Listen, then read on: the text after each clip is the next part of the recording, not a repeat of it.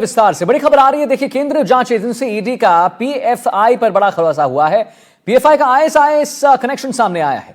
PFI cadre नौजवानों को जो है वो रेडिकोलॉजिस्ट कर आईएसआईएस में शामिल करवा रहा था और उन्हें जिहाद के लिए जान देने को उकसा रहा था। जी हां,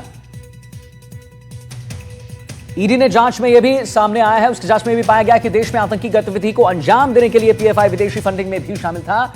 ये पैसे जो हैं वो चंदे और हवाला के जरिए भारत में पीएफआई से जुड़े लोगों तक पहुंचाए जा रहे थे। पीएफआई देश में धार्मिक सौहार्द को तोड़कर हिंसा, दंगों के लिए माहौल तैयार कर रहा था। ईडी जांच में यह भी सामने आया है कि साल मई 2009 में और वहां से लेकर 2022 तक पीएफआई के 29 अकाउंट्स में करीब 62 करोड़ जमा किए गए थे, जिनमें से 32.07 करोड़ कैश में जमा किया गया था। जी हां, जांच में यह भी सामने आया है कि पीएफआई के खाड़ी देशों में हजारों एक्टिव मेंबर्स थे जो पीएफआई के लिए फंड इकट्ठा करते थे और जो देश में आतंकी गतिविधियों को अंजाम देने के लिए इस्तेमाल किया जाना था।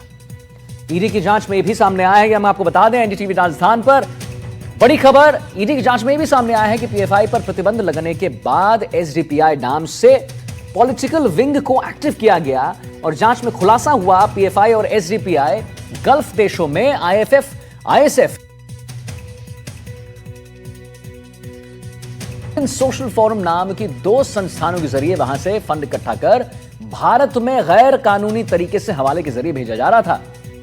अच्छा, हैरानी की बात यह देखिए कि एसडीपीआई में भी ज्यादातर मेंबर्स वही थे जो पीएफआई में भी थे, जैसे ई अबू बकर और पी कोया, एक्स सिमी लीडर हैं ये, जो कि एक आतंकी संगठन था। जांच में भी पता चला है कि कुछ साल पहले ईडी की रेड में सामने आ चुका था कि एसडीपीआई और पीएफआई द्वारा कंट्रोल किया जा रहा था। मतलब साफ है, एसडीपीआई पीएफआई का ही मुखौटा है, उसका ही एक पार्ट है, एक ऑर्गन है जिसको लेकर जांच एजेंसियां तफ्तीश में जुटी हुई। केंद्रीय जांच एजेंसी ईडी का बड़ा खुलासा, पीएफआई पर बड़ा खुलासा। पीएफआई का आईएसआईएस कनेक्शन सामने आ गया है। पीएफआई कैडर नौजवानों को रेडिकल कर आईएसआईएस में शामिल करवा रहा था।